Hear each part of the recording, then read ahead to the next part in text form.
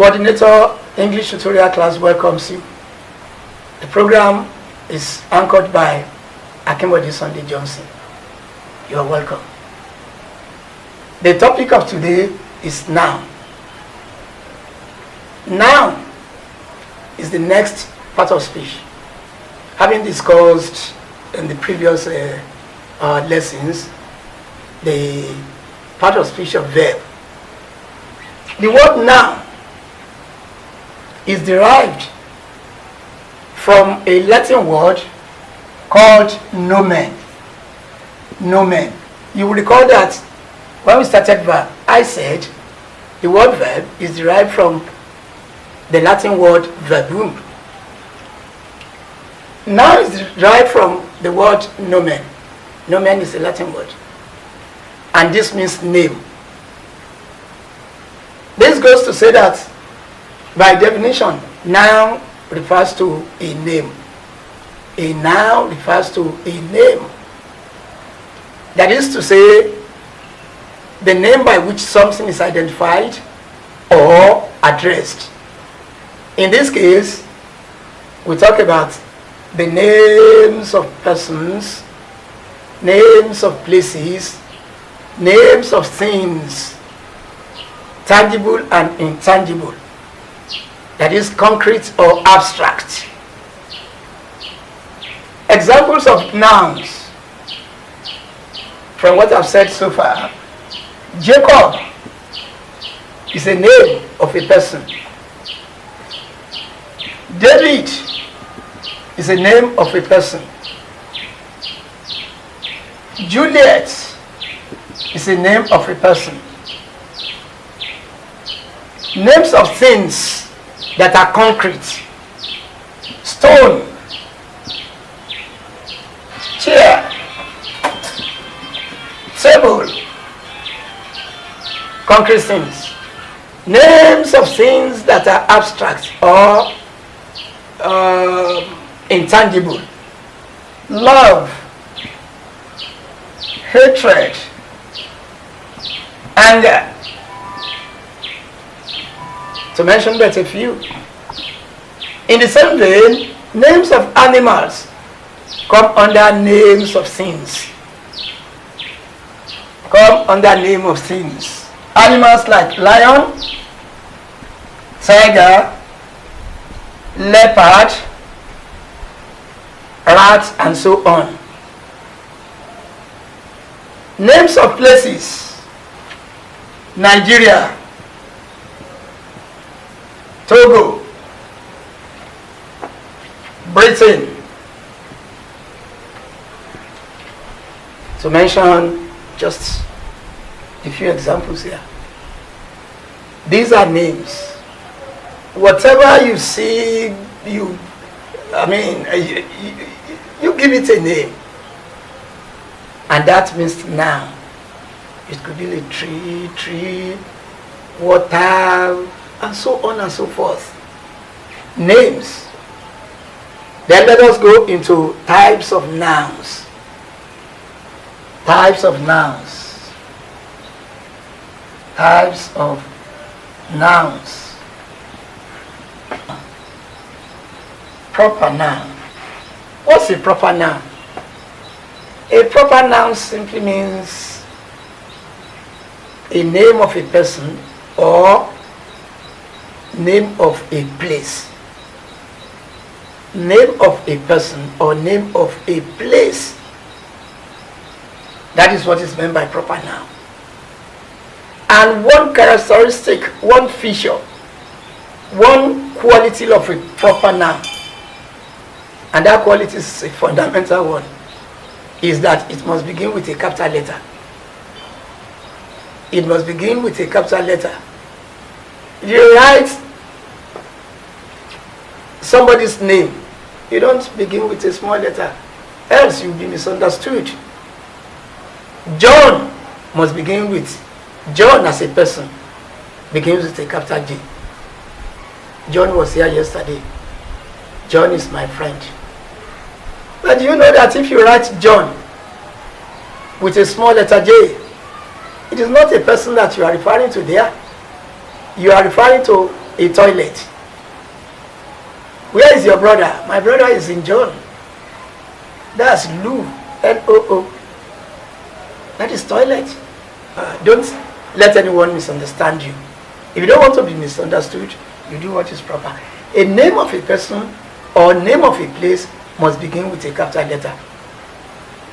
Mecca, for instance, Mecca, capital M, refers to a place. That is in Saudi Arabia. The same Mecca, the same spelling, but beginning with a small letter M, means aim. So we can use the two. What's your Mecca for going to Mecca? What is your aim? Is it to actually worship your God, worship Allah, do his biddings, or to make money? That is to trade there. What is your Mecca? Every student has, or is expected to have, his or her own Mecca for going to school. Your aim. What is it that you want to achieve? So a proper noun, once again, is a name of a person or a name of a place. Another time, we move to common noun. Common noun. By common noun, we mean, when we say the word common, common means, what affects everyone in that group, or everyone in a particular group, everything in that particular group. That is, it is common to them. If you say, for example, boy is a common noun. You say Elekeru is a boy. Elekeru there is proper noun. That is his name. Adisa is a boy. Ayola is a boy. So what is common to the three of them is the word boy. The same thing, girl. Julius is a girl. Ubi is a girl. Roslyn is a girl. So the word girl there, which is a name, is a common one. It is common to all of the three. Wumi, Juliet, Roslyn. Then we can go to the aspect of, things, animals, fish. The word fish is a common noun. Tilapia is a fish. Shark is a fish. Whale is a fish. When you say animal, lion is an animal, dog is an animal, rat is an animal, things like that. If you say insect, fly is an insect, ant is an insect, and butterfly is an insect, just as a grasshopper is an insect. Every one of them, grasshopper, butterfly, ant, they share, the word or a common name, which is insect. That is what is meant by common noun. Another one you could see, abstract nouns. Abstract nouns. Abstract nouns. By abstract, we refer to something that dwells in our subconscious. It isn't something that we see. It isn't something that we can touch or take from one place to another. It is not transferable as we can do to concrete nouns when we get there. Abstract nouns, examples of abstract nouns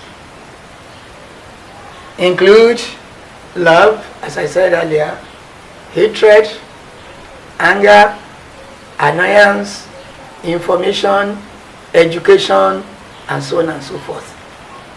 We cannot see. We cannot. Or can you describe wisdom as you can describe a share for me?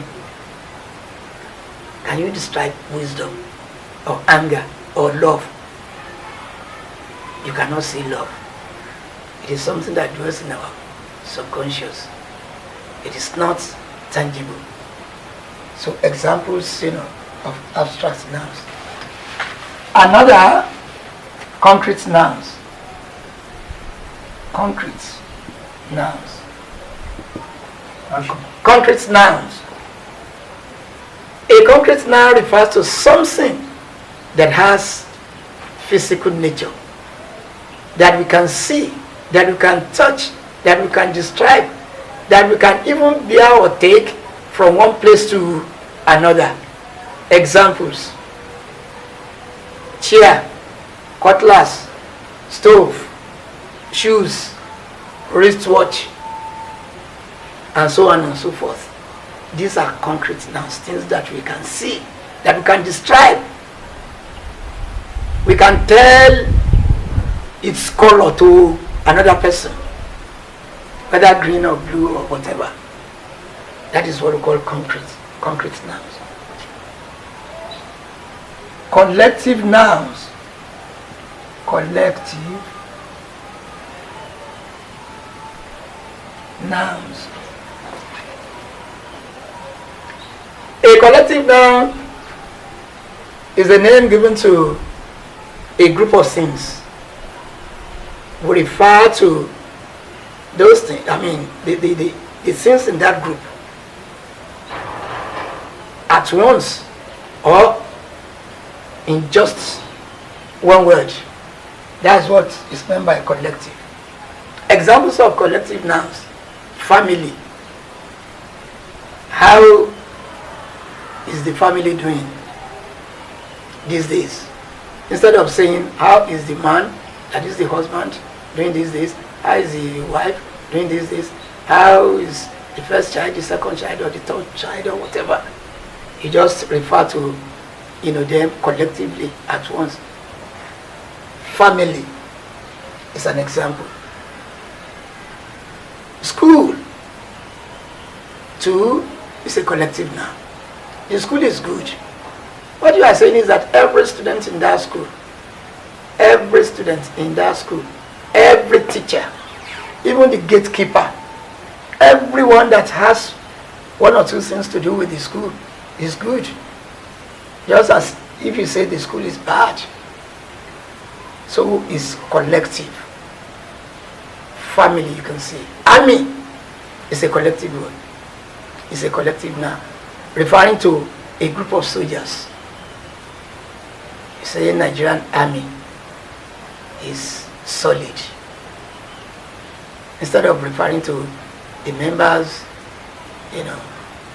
of the armed forces, one after the other, one by one or whatever. No. The army. Police also is a collective noun. We have a member there is a policeman or policewoman.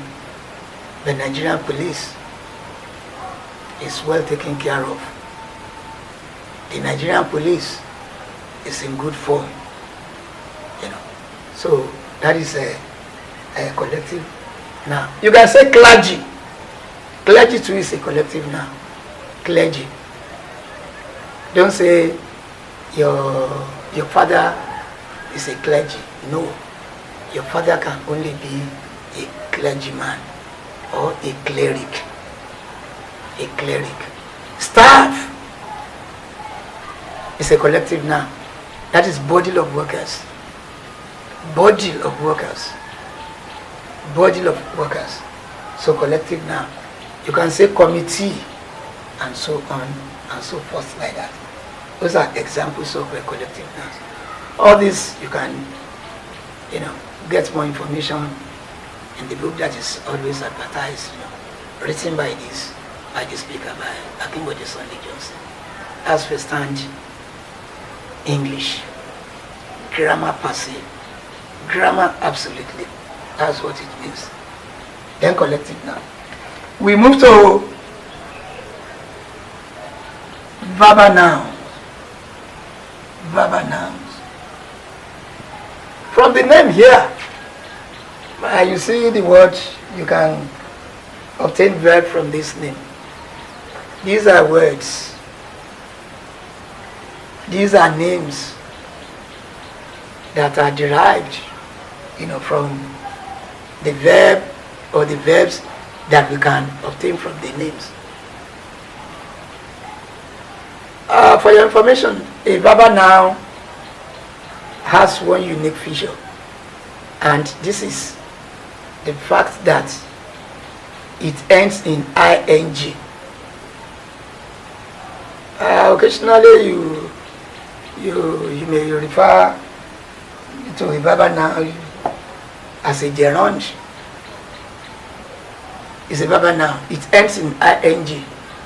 For example, coming. Come is a verb. If I say my coming here is to teach, my coming here is to teach, you should know that when coming there is a noun. It's not a verb. It's not that they are coming now. No, they are coming now. Coming in that expression is a verb.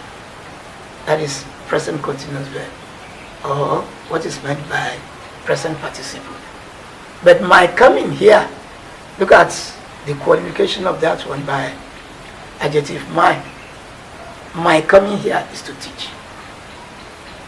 Writing is an exercise. Writing is an exercise. Writing there is a noun and is a verb noun that is obtained from the verb write.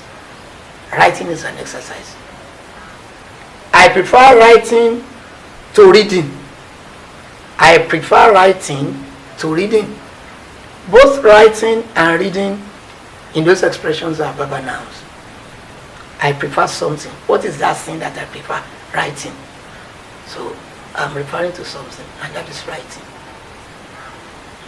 I prefer writing to teaching. To reading. Yeah.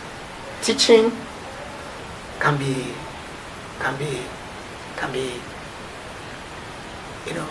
enjoyable. Or you say teaching can be an enjoyable thing. Teaching there is a verb noun. But I am teaching a group of students now. Teaching there, in that expression, is a verb. I am teaching. Am is the auxiliary. Teaching there is a present participle. But teaching can be enjoyable. Teaching is a profession. In those two expressions, teaching can be enjoyable. Teaching is a profession. Teaching in each case, in those two sentences, is a verb noun. So that is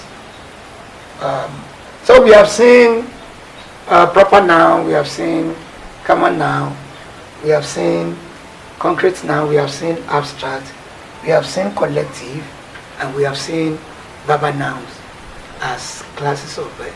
So in your reading, when you come across any of these, you should be able to understand and say that this is an abstract noun, or this is a collective noun, or this is a proper noun.